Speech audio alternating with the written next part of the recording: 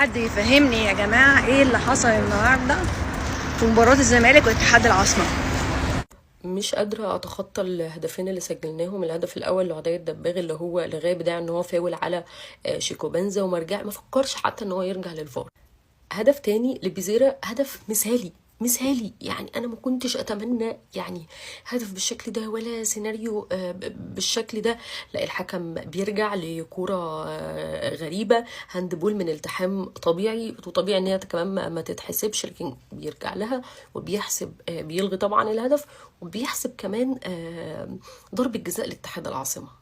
لا انا اسمح لك تقولي اي كلمه وحشه عن اي حد، عني شخصيا، عن امي، عن ابويا، انما عن الزمالك ما اسمحلكيش. خط احمر تقطمي، خطين حمر ما تتكلميش عن الزمالك. لكن هنعدي باذن الله، هنعدي. انا شايف ان احنا هنعدي، انا حاسس ان احنا هنعدي، انا بقول ان احنا هنعدي.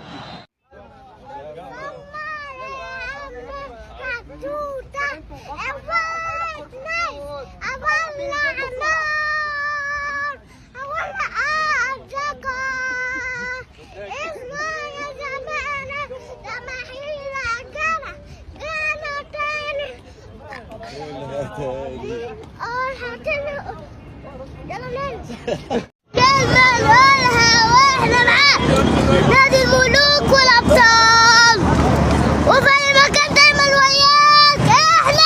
احنا الجمهور الجبار الكبير يحكي عليه، من سنبات وعرضوا عليه، احكي واقول واخليه نادي الزمالك يا عمري.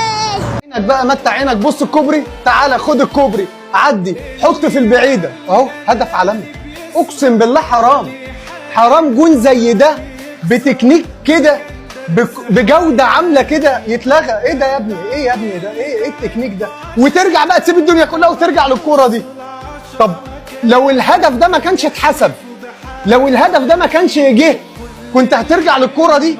هي ضربة جزاء، هو طالع بركبته، هو طالع بركبته في ظهره، وكمان يعني بركبته في ظهره ولمست ايده. يعني هو الحق يقال، هو طالع بركبته في ظهره ولمست ايده، بس بعيده قوي ان انت ترجع لها، بعيده قوي. يعني الحكم برضو اللي في الفار ده صعب قوي.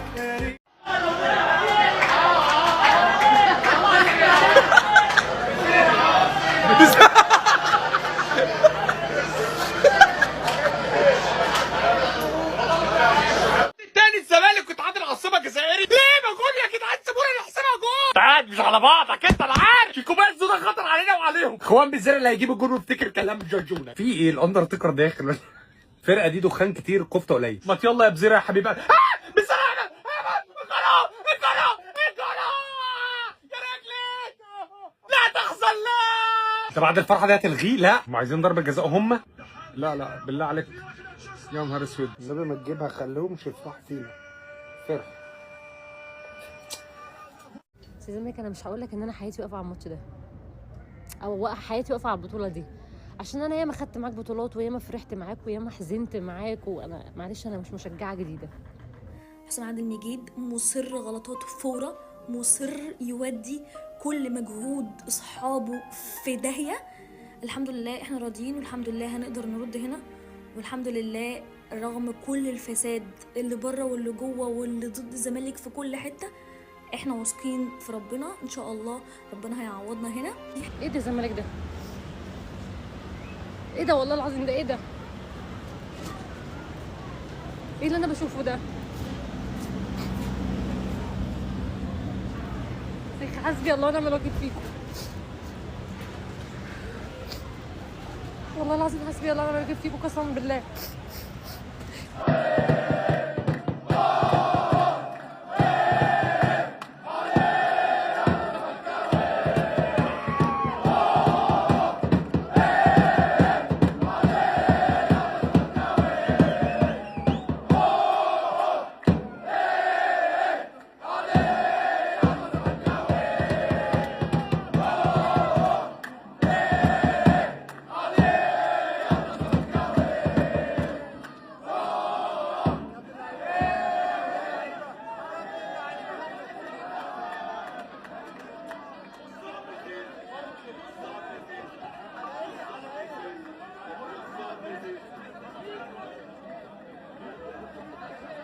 الزمالك مشكلته انه بيلعب على فرصتين، على التعادل وعلى المكسب، ودايما اي فرقه بتلعب على فرصتين في الاخر بتخسر.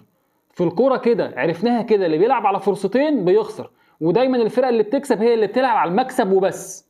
فبينزل عارف هدفه، انا لازم اكسب، فبيموت نفسه في ارض الملعب. الزمالك لازم يهدف في الشوط الاولاني، ولازم يخرج الشوط الاولاني كسبان عشان يلعب الشوط الثاني باعصاب مستريحه وباعصاب مرتاحه.